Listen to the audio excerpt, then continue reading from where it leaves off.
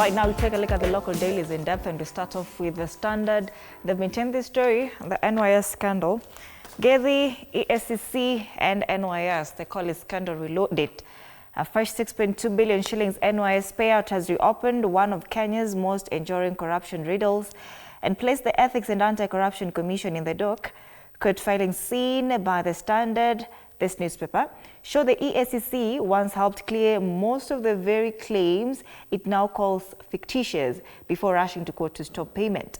At the center is Benson, that is quote-unquote Ben Gedi Wangui, a convicted forger, acquitted NYS suspect and self-declared billionaire, long named in parliamentary probes as the operational brain behind the looting of public funds. As the state wavers, billions hang in the balance and accountability once again slips away. Now, the total disputed NYS supplier claims with 5.374 billion shillings, that is about 5.4 billion shillings. You know, they've actually, unakumbuka ile breakdown ya how much you need to spend daily for you to get to 1 billion shillings. It's about 20,000 shillings for 37 years. Again, Ben. So you can imagine Now this story, they call it NYS 3. I know of a journalist who was caught up in the NYS, I think 1 or 2, who up till now has to live outside this country. Why? That's how serious it is. I don't know why, but after that, no, alishikwa akaenda probe kila kitu nini. I don't know what happened, but kuanzia wakati huo mpaka sasa, yeye kuja Kenya tu kutembea kidogo anarudi huko, kidogo anarudi nje.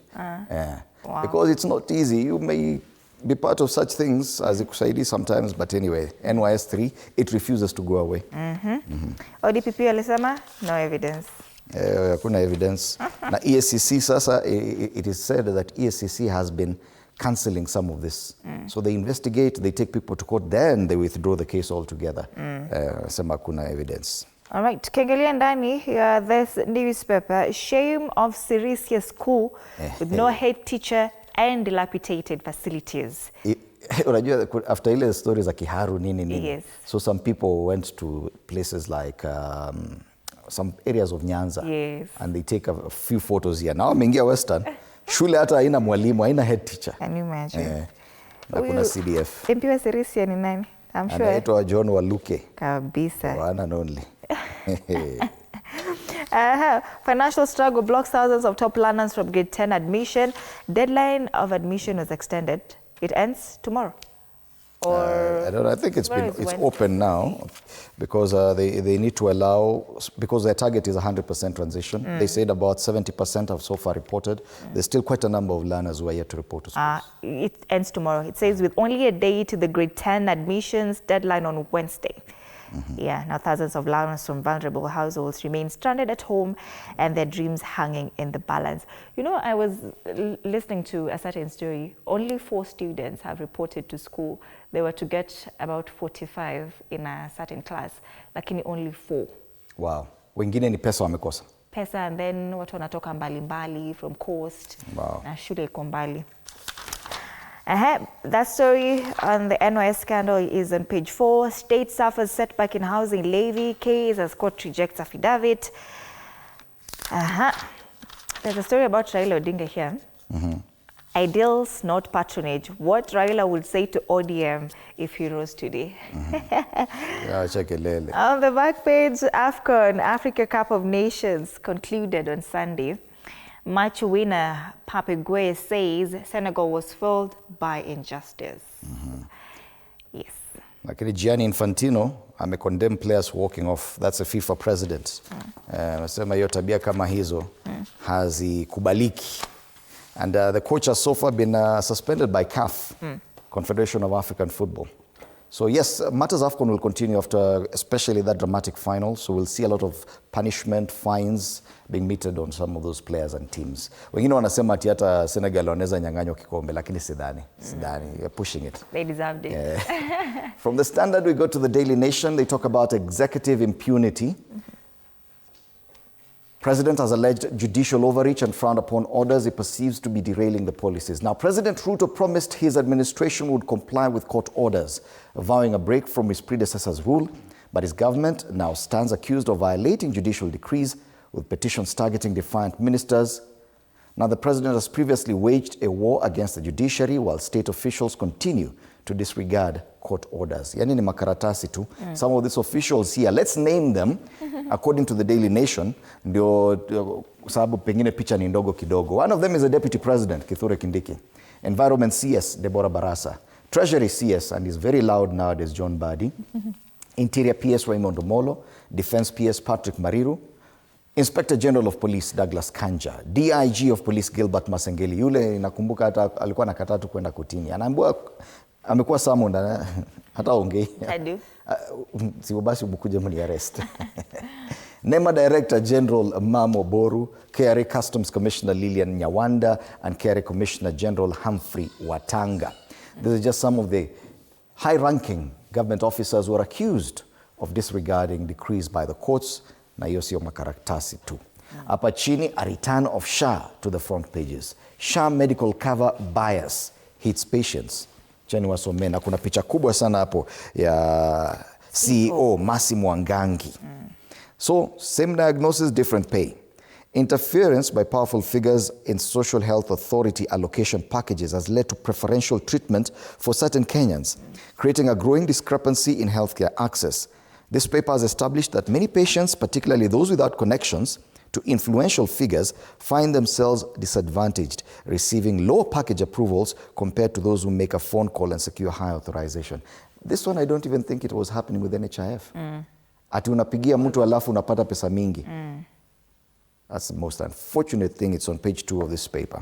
A bit of politics here. Gachagua party pursues coalition pact with Uhuru. Jana walikuwa retreat kule Mombasa na walikuwa wamevaa kaptula wote. Alafu nikaona watu wamepiga picha, wakakrop miguu za Gachagua wakaziweka kwa mtandao. Sunday. Saa zinazunguka. Was it on Sunday? Sasa miguu ya Gachagua iko kila mahali mtandaoni. So that's those are the main stories on the front page. Huko ndani matters SHA, of course matters education, people trying to raise funds to go to school. That story about executive impunity and disregard of court orders, Gachagua and what he's doing with his party now that there's a lot of scramble for the Mount Kenya region. We'll be talking about that. On the back page, of course, AFCON, an unforgettable AFCON final. This one is one for the books, definitely. What happened there, I think they'll have to make a movie for that. Very nice story there. Not so nice because people will be punished for that, but very nice story nonetheless. That's the Daily Nation. All right. People Daily, who stands to gain and lose out from ODM implosion as 2027 years. And the People Daily has covered this story, has given 4 pages to this story, page 7, 8, 10, and of course the front page. Orange turmoil. Is it Winnie Odinga, Edwin Sifuna, Babu Owino, or Oburu's block, Oburu Odinga, Janet Mohammed, and Abdul Samad Sharif Nasser? Actually, I think this is not the people who are going to either win or lose. These ones, I think both sides will lose. Really? Winnie's wing and Oburu's block will win. But okay, with this implosion, who stands to gain or who stands to lose? Yeah. President William Ruto is one of them. Yeah, and others, including parties in Western Kenya. A party like DAP stands to gain a lot from this. But anyway, we're going to see. This is the orange turmoil, they call it. Stakeholders poke holes in state Safaricom sale plan is another story on page 4. Hii imekataa kuenda kabisa. IEBC at a crossroads, trust technology and the 2027 election test is another story on page 4, and that's the People Daily. All right, from the People Daily we go to Taifa Leo, maswala ya DCP, karata mpya Gachagua. Na miongoni mwa mipango ambayo Rigathi anapanga kutumia kumlemea Ruto katika uchaguzi mkuu wa mwaka ujao ni kuimarisha ushirikiano wake na Uhuru, Ndindi Nyoro na vigogo wengine ili kumfungia nje rais katika eneo la Mlima Kenya. Pia amekanusha uvumi kuwa naibu wake Malala amemtoroka. Malala yuko pale amepigwa picha na Rigathi Gachagua. Kiongozi wa DCP afichua mikakati 8 anayesema ataitumia kumng'oa Rais Ruto mamlakani mwaka ujao. Ndio habari kuu pale kwenye ukurasa wa mbele. Tutaizungumzia sababu ya masuala ya Mlima Kenya. Kwingineko, habari ile ya Uganda yarejeshea huduma za interneti, tulizungumzia hayo jana.